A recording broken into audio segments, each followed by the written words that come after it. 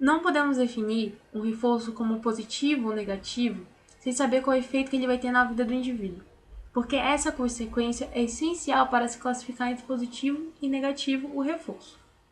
Os reforços também podem ser classificados como primários, secundários ou generalizados. Os reforços primários vão ser aqueles que estão sempre ligados às necessidades emocionais e físicas do indivíduo, como fome, como sede e afeto. Uma vantagem desse tipo de reforço é que todos os indivíduos podem ser condicionados por esse reforço, pois é uma necessidade de todos. Porém, a desvantagem é que vai depender da necessidade do organismo naquele momento.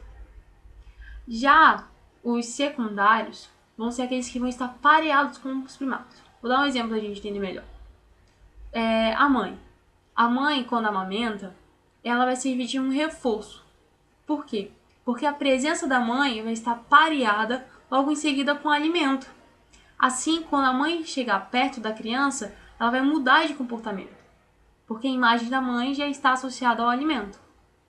Já o generalizado, como que ele é? O generalizado é aquele que está pareado com mais de um reforço primário ou com um secundário. Um exemplo que a gente pode dar aqui é a atenção, porque a atenção vai desencadear vários reforços, como o carinho, né? E o afeto, que a gente já viu que é o primário, que é um primário. E Skinner, além de dizer que existem tipos de reforços, ele formula esquemas de reforços, que podem ser contínuos, em intervalo, em razão ou intermitente. Nos reforços contínuos, como vai ser isso? Os reforços contínuos é assim: toda vez que o indivíduo praticar o comportamento que você deseja, você vai reforçar, vai dar um reforço, né?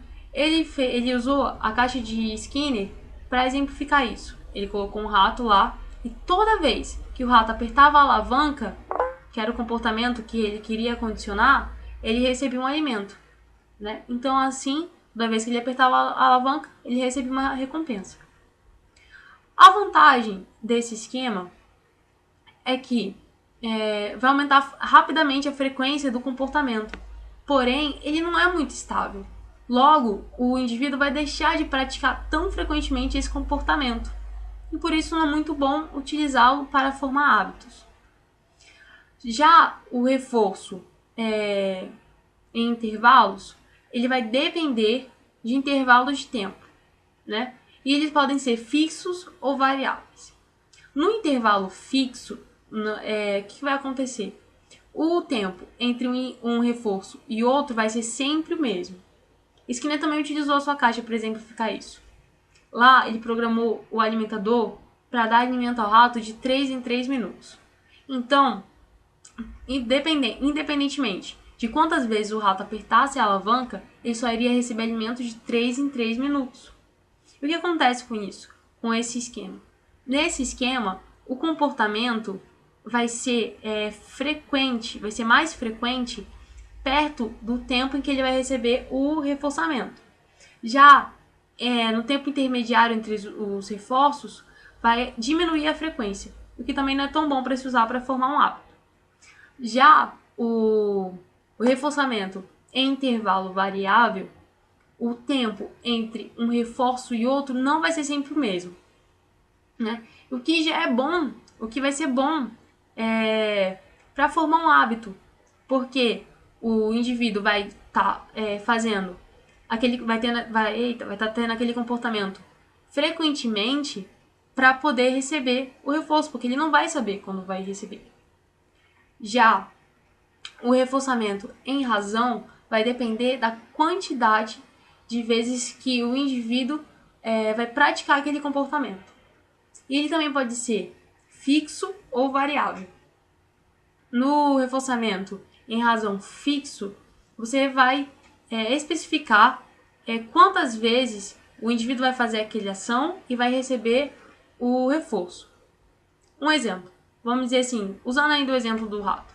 A cada 3 vezes que ele apertar a alavanca, ele vai receber o alimento.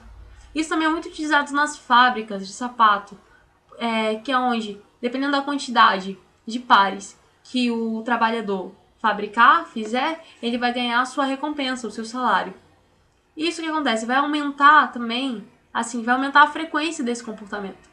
Porém, conforme o tempo, conforme o desgaste, vai tá diminuindo a frequência. Já o reforçamento em razão variável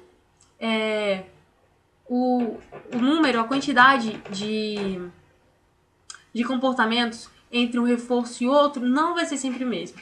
O que isso vai ser bom para se formar um hábito, porque o indivíduo não vai saber quantas vezes ele tem que praticar aquela ação para ganhar um reforço. Um exemplo que podemos dar nesse esquema é os jogos de azar. Porque quando uma pessoa joga e ganha, que ganha dinheiro, no caso isso seria um reforço, depois ela não vai saber quantas vezes ela tem que jogar para ganhar de novo, o que faz com que a pessoa jogue várias vezes para poder ganhar esse reforço. E também tem o esquema de reforço do intermitente. Nesse, não vai depender nem de tempo, nem de quantidade. Vai ser ocasional, né? Não vai ser programado. Um exemplo disso é quando uma mãe, né, espera em casa o seu filho e ele, quando chega, dá uma boa notícia a ela, como, por exemplo, receber uma nota boa, e ela fica tão feliz com aquela notícia que o presenteia. Isso foi um reforço, né? Mas não foi programado, foi ocasional. Porém, existem atitudes que são muito complicadas, muito complexas para se condicionar, que não dá para se condicionar com um simples reforço. E aí, então como se faz? Quando você tem um comportamento que se quer condicionar, que é muito complexo, você vai usar a modelagem. O que seria a modelagem? Você vai condicionar o indivíduo a a ter comportamentos que se aproximem daquele que você deseja, do comportamento final, para que de forma gradual ele chegue a ter esse comportamento. O exemplo disso pode ser um neném. Ele primeiro aprende a gatinhar, assim ele vai aprender a sair do espaço dele, a sair de um lugar para o outro sozinho, e depois ele vai aprender a andar. Isso, ou seja, ele aprende a andar, a sair de onde ele está sozinho, gradualmente. Não aprende de uma hora para outra andar.